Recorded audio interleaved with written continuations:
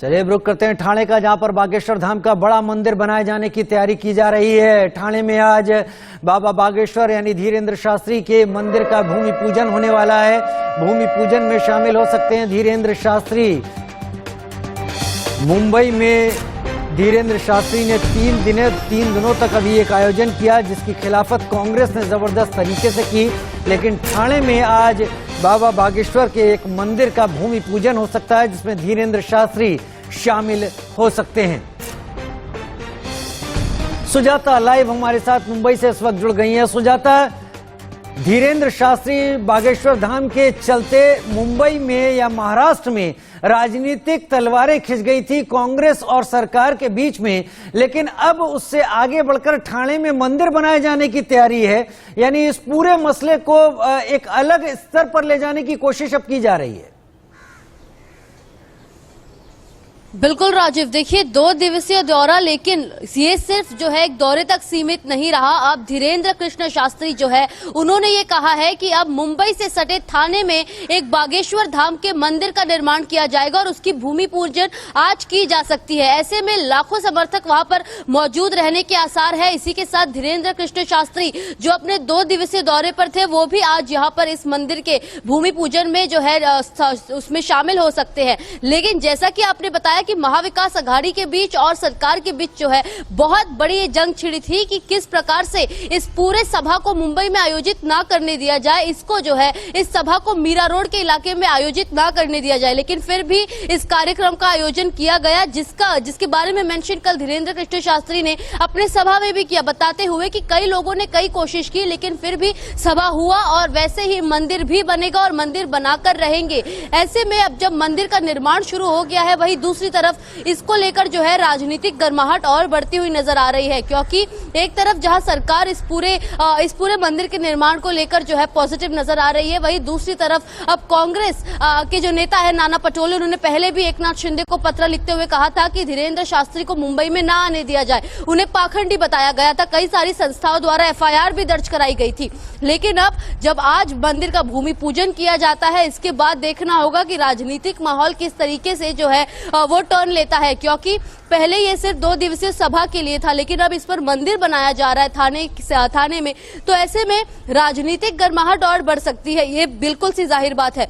वहीं दूसरी तरफ पालघर के संतों के बारे में भी जो है बाबा ने मेंशन किया था, बताते हुए कि उनके साथ जो हुआ वो गलत है और इसको लेकर वो आगे भी आवाज उठाएंगे। यानी पालघर थाने जो काफी बगल में है, उनके बारे में बताते हुए कहा कि यहाँ पर मंदिर का निर्माण होना ये सबूत है, ये दर्शाता है कि कहीं ना कहीं आज भी पालघर और थाने के इन इलाकों में संतों को लेकर जो है लोगों में इज्जत है और वो हमेशा करेंगे और इसको लेकर जो है समर्थक भी काफी ज्यादा नजर आए। अगर मैं कल उनकी सभा की बात करूं, जो दूसरा दिन था, उसमें बताया जा रहा है कि 15,000 से ज्यादा लोग उस समय उस पूरे ग्राउंड में मौजूद थे, जिसमें जो सिक्योरिटी कंसर्न्स थे, जो लॉ एंड ऑर्डर के कंसर्न्स थे, वो भी काफी ज्यादा उठे। ऐसे में आज भूमि पूजन हो सकता है। बताया जा रहा है कि अगले 1 से 1.5 साल में ये पूरा मंदिर तैयार हो जाएगा, जब वहां पर उसका जो निर्माण करने, जैसे कि बागेश्वर धाम के धीरेन्द्र कृष्ण शास्त्री ने भी कहा कि एक बार इस मंदिर की नींव रख दी जाए, उसके बाद इस मंदिर को जो है एक सफल मंदिर के तौर पर बनाएंगे, एक बड़े मंदिर के तौर पर बनाएंगे, जहां पर उनके दुश्मन भी वहां आकर जो है बाबा बागेश्वर धाम के जो है दर्शन कर सकते हैं। यानी एक तरीके से जो पलटवार किया जा रहा है, जैसा कि कल उन्होंने अपने सभा में कई दफा बताया कि जिनको भी जो गर्मी लग रही है, खुजली हो रही है, वो बाबा के पास आ जाए, वो उसे मिटा देंगे, उन्हें दवाई दे देंगे। तो एक तरीके से यहाँ पर जो है हम देख रहे हैं कि राजनीतिक गर्माहट बहुत हो रही है। महाविकास अघाड़ी के कई नेताओं ने इसका विरोध किया, वहीं दूसरी तरफ बीजेपी के कई विधायक मौजूद भी रहे उनके सभा में। ऐसे में आज का इंतजार है। आज बताया जा रहा है कि शाम करीब 6 बजे के आसपास धीरेन्द्र कृष्ण शास्त्री थाने में उस मंदिर के स्थान पर पहुंच सकते हैं और वहां पर भूमि पूजन की जाने वाली है, जिसके बाद से जो है इस मंदिर के निर्माण का काम शुरू होगा। जी क्या सुजाता, वहां ठाणे में भी एक बड़ी तादाद में लोग और भक्तों की संख्या जुटने वाली है इस मंदिर के भूमि पूजन में? बिल्कुल, देखिए कल जैसा कि मैंने आपको बताया कि 15,000 से ज्यादा लोग मौजूद थे उस पूरे सभा में जब इन्होंने धीरेंद्र कृष्ण शास्त्री ने ऐलान किया कि वहां पर भूमि पूजन किया जाने वाला है और एक बड़े मंदिर का निर्माण किया जाने वाला है। तो ऐसे में आज भी कहीं ना कहीं आसार है कि भारी संख्या में लोग एकजुट होंगे जब वहां पर भूमि पूजन किया जाने वाला है। और ये पूरा कार्यक्रम जो पूरी तैयारियां है वो सुबह से की जा रही है। वहां पर जो समर्थक है उनका लगातार आना शुरू है।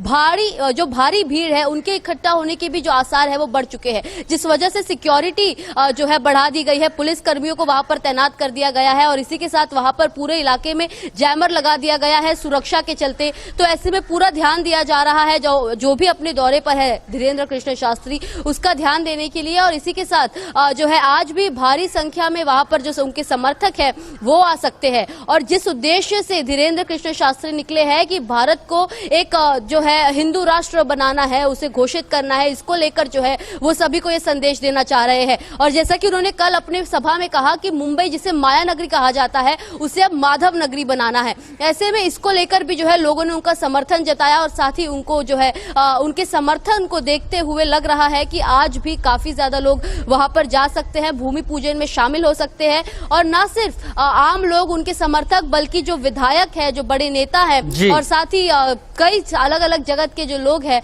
वो भी वहां पर पहुंच सकते हैं भूमि पूजन के लिए धीरेंद्र कृष्ण शास्त्री के साथ। यानी सुजाता, तय है कि ये एक धार्मिक आयोजन जरूर है लेकिन शाम होते होते ये एक राजनीतिक इवेंट भी बन जाएगा अगर इतने सारे लोग वहां पहुंचेंगे। बहुत शुक्रिया सुजाता हमारे साथ जुड़ने तमाम जानकारी के साथ। तो बाबा बागेश्वर यानी पंडित धीरेंद्र कृष्ण शास्त्री मुंबई में मौजूद हैं, ठाणे में भूमि पूजन करने वाले हैं। आर्थिक राजधानी में उनकी हनक एक बार फिर से दिखाई दी। एक रिपोर्ट देख लेते हैं।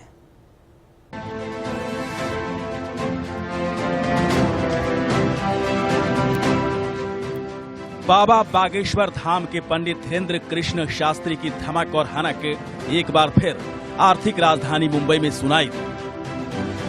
तमाम विरोधों आपत्तियों के बावजूद ठाणे में दिव्य दरबार लगा। इस दरबार में लोगों का हुजूम उमड़ पड़ा। उम्मीद से ज्यादा लोग आए और कई बार अफरा तफरी का माहौल भी बन गया। लेकिन बाबा के दरबार में आए लोगों का उन्हें अपार समर्थन मिला, उनकी जय जयकार की।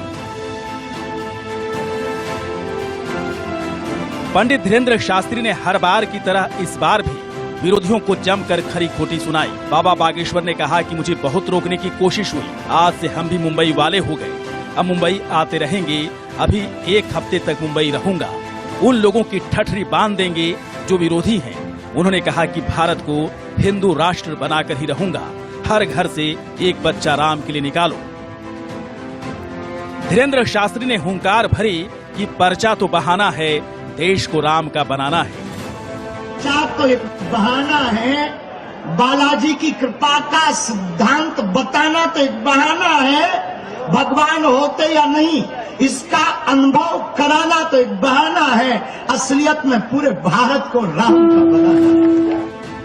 इतना ही नहीं, पंडित धीरेंद्र शास्त्री ने कहा कि कच्चा आदमी ही बहकी बातें करता है, सच्चा नहीं। सब बहकी बातें करता है, लेकिन जो सच्चा आदमी होता है वो काल के बाप से भी नहीं डरता है। भारत ऋषियों का देश है, यहाँ ऋषियों की महिमा के चमत्कार तो आदिकाल से तुलसीदास, आदि जगतगुरु शंकराचार्य, बहुत ही महाराष्ट्र के सिद्ध संत नामदेव जी, अनेक महापुरुषों की उपस्थिति से और सदगुरु सन्यासी बाबा की उपस्थिति से होते रहे, हो रहे, और जब तक इस दुनिया में मानव रूपी सभ्यता रहेगी तब तक संतों का चमत्कार कायम रहेगा। पंडित धीरेंद्र शास्त्री ने कहा कि महाराष्ट्र संतों की भूमि है और हमारा सनातन का सपना महाराष्ट्र से ही पूरा हो सकता है। मेरे पागलों, संतों की भूमि और वीरों की भूमि है महाराष्ट्र, जहां हमारे छत्रपति वीर शिवाजी महाराज, जिन्होंने धर्म विरोधियों को नाकों चने चबवा दिए थे, ऐसी भूमि है महाराष्ट्र। लोग हमसे बोले, महाराज आप मुंबई क्यों जा रहे हो? बार बार जाने की क्या आवश्यकता है। हमने कहा देखो भैया, हम तो माध्यम है, हम तो साधारण आदमी हैं, लेकिन हमारा सनातन का सपना महाराष्ट्र से ही पूरा हो सकता है। दरअसल बाबा बागेश्वर धाम के पंडित धीरेन्द्र कृष्ण शास्त्री को जहां एक तरफ लोगों का अपार समर्थन मिल रहा है, तो वहीं दूसरी तरफ उन्हें विरोध का सामना भी करना पड़ रहा है। कांग्रेस ने सीएम एकनाथ शिंदे को पत्र लिखकर विरोध किया दिव्य दरबार लगाने का। अखिल भारतीय अंधश्रद्धा निर्मूलन समिति ने भी संत धीरेन्द्र कृष्ण शास्त्री के कार्यक्रम का विरोध किया और स्थानीय पुलिस को ज्ञापन सौंपकर कार्यक्रम की मंजूरी नहीं देने के लिए कहा था।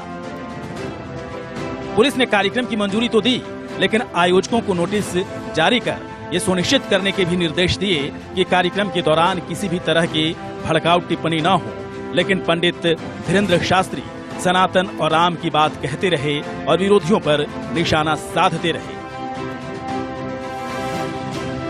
दरअसल अखिल भारतीय अंधश्रद्धा निर्मूलन समिति का मानना है कि धीरेन्द्र शास्त्री के YouTube वीडियो में कई बार ये देखने को मिला है कि वो जादू टोना करते हैं, मंत्र पढ़कर बीमारी ठीक करते हैं। ये सब अंधविश्वास को बढ़ावा देने वाली हरकत है।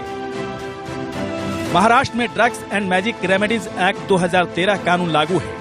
ऐसे में कोई अगर अंधविश्वास फैलाने का काम करता है तो उसे ऐसे कार्यक्रम लेने की मंजूरी नहीं दी जानी चाहिए। बहरहाल दिव्य दरबार में अर्जी भी लगी और बाबा ने अपने तरीके से लोगों की समस्याओं का समाधान करने का दावा भी किया।